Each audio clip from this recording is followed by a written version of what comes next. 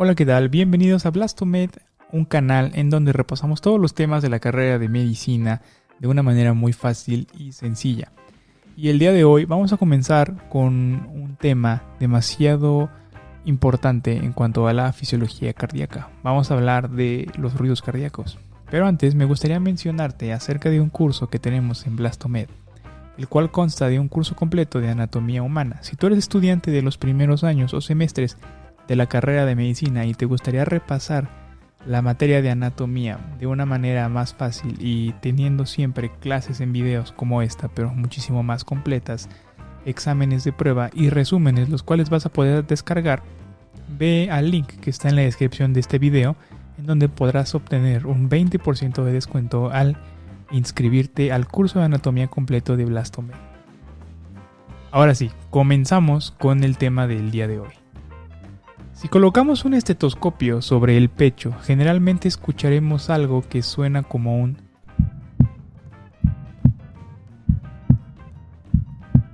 que se repite una y otra vez por cada ciclo cardíaco o latido del corazón. Ahora, la pregunta es ¿de dónde viene ese sonido? Normalmente la sangre se mueve constantemente a través de las 4 cámaras del corazón, pasa por las venas a la aurícula derecha, va al ventrículo derecho, luego sale a través de la arteria pulmonar y va hacia los pulmones para después regresar por las venas pulmonares a la aurícula izquierda y después pasar al ventrículo izquierdo para ser bombeada hacia fuera a través de la arteria aorta. Entonces, en cada paso, algunas válvulas deben abrirse y otras deben de cerrarse. Las válvulas son simplemente puertas de comunicación que cuando se abren permiten que la sangre pase y cuando se cierran retienen la sangre dentro de una cámara. Entonces, en total nuestro corazón tiene 4 válvulas, 2 válvulas auriculoventriculares que separan las aurículas de los ventrículos y son la válvula tricúspide en el lado derecho y la válvula mitral en el lado izquierdo, y 2 válvulas semilunares que separan los ventrículos de las grandes arterias que salen de ellos y son la válvula pulmonar en el lado derecho y la válvula aórtica en el lado izquierdo. Y cuando estas válvulas se cierran, al igual que una puerta que se cierra de golpe, van a emitir un sonido que se transmite en la dirección del flujo sanguíneo. El corazón se coloca de tal manera en la cavidad torácica de modo que el sonido del cierre de cada una de estas válvulas se proyecta sobre una pequeña zona en la pared torácica anterior. Entonces, comencemos por el lado derecho. Si colocamos nuestro estetoscopio en la segunda y tercera costilla, conocida como el segundo espacio intercostal derecho, justo al lado del borde superior del esternón, escucharemos mejor el cierre de la válvula aórtica. Luego, sobre el lado izquierdo, en el segundo espacio intercostal izquierdo, en el borde esternal superior izquierdo, se cierra la válvula pulmonar. Bajando entre la cuarta y la quinta costilla, junto al borde inferior izquierdo del esternón, estaremos más cerca de la válvula tricúspide. Y finalmente, vayamos un poco más hacia la izquierda y hacia abajo, entre la quinta y la sexta costilla, es decir, en el quinto espacio intercostal izquierdo y en la línea medio clavicular.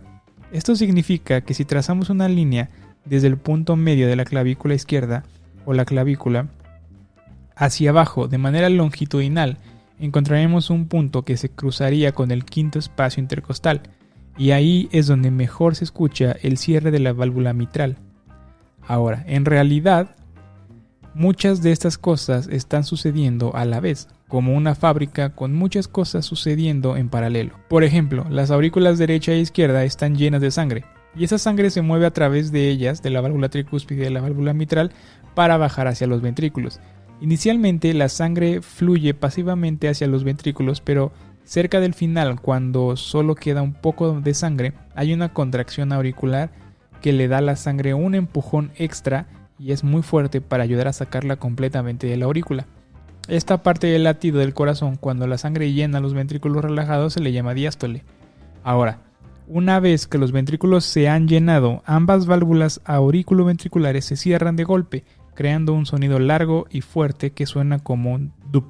Este es el primer sonido del corazón, o también llamamos S1. Y debido a que es básicamente el cierre de la válvula tricúspide y mitral, se escucha mejor en el área de la válvula tricúspide, es decir, en el cuarto espacio intercostal izquierdo, en el borde esternal inferior, así como en el área de la válvula mitral, por lo que en el quinto espacio intercostal izquierdo en la línea medio clavicular. Entonces, en este punto, los ventrículos están llenos de mucha sangre y están listos para exprimirla. Y para eso, la válvula aórtica en el lado izquierdo y la válvula pulmonar en el lado derecho se abren silenciosamente. La sangre fluye desde el ventrículo izquierdo a la aorta y desde el ventrículo derecho a la arteria pulmonar. Esta parte del latido del corazón, cuando la sangre se contrae en los ventrículos y expulsa la sangre, se llama sístole. Finalmente, los ventrículos terminan de apretarse, por lo que estas dos válvulas se cierran, produciendo un sonido corto y agudo que suena como un dup. Y este doblaje se llama segundo sonido cardíaco, segundo ruido, o también lo conocemos como S2. Esto se escucha más fuerte en el área de la válvula aórtica, es decir, en el segundo espacio intercostal derecho, en el borde esternal superior derecho, y en el área de la válvula pulmonar, en el segundo espacio intercostal izquierdo, borde esternal superior izquierdo. Sin embargo, durante la inspiración, si escuchas con atención con un estetoscopio, este sonido S2 en realidad se divide en dos sonidos separados. Esto se debe a que el músculo del diafragma desciende durante la inspiración y eso crea una presión negativa en el pecho para que entre aire, y esta presión negativa también devuelve un poco más de sangre venosa a la aurícula derecha y al ventrículo derecho. El ventrículo derecho tarda un poquito más en exprimir esta sangre adicional en la arteria pulmonar y la válvula pulmonar tarda un poco más en cerrarse, por ende. Entonces, durante la inspiración, el cierre de la válvula pulmonar se escucha un poquito más tarde que el cierre de la válvula aórtica, y esto se le llama un desdoblamiento fisiológico del segundo ruido. Ahora, una vez que las válvulas aórticas y pulmonares se han cerrado, las válvulas auriculoventriculares se abren de nuevo, permitiendo que el ciclo comience otra vez. Muy bien, ahora que ya conocemos qué es lo que genera los ruidos S1 y S2, tenemos que saber que también hay otros dos sonidos extras que a veces se escuchan en el ciclo cardíaco, llamado también S3 y S4. S3 y S4 se escuchan en diferentes partes de la diástole. En la diástole temprana, justo después de S2, significa que se cerraron las válvulas aórticas y pulmonares. Las válvulas auriculoventriculares están abiertas y la sangre fluye hacia los ventrículos. Si entra mucha sangre, los ventrículos se llenan rápidamente y envían ondas de líquido que rebotan en la pared de los ventrículos, lo que hace vibrar y crear un tercer sonido cardíaco o un S3. Un S3 sonaría como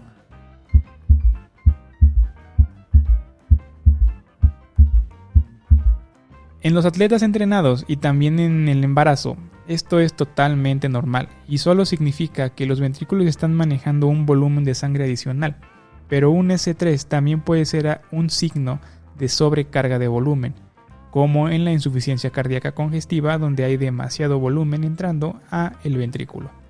Ahora, al final de la diástole, justo antes de que ocurra S1, las aurículas se contraen para llenar ese último trozo de sangre a los ventrículos. Si los ventrículos están demasiado rígidos, lo que significa que no puede relajarse fácilmente, las aurículas tendrán que contraerse muchísimo más fuerte para empujar la sangre hacia dentro del ventrículo, creando el cuarto ruido cardíaco, entonces llamado S4. S4 sonaría como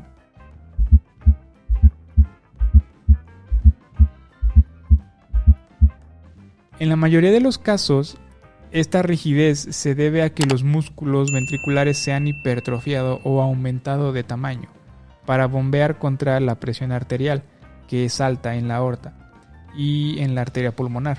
En otras palabras, S4 suele ser un signo de sobrecarga de presión o de hipertensión grave.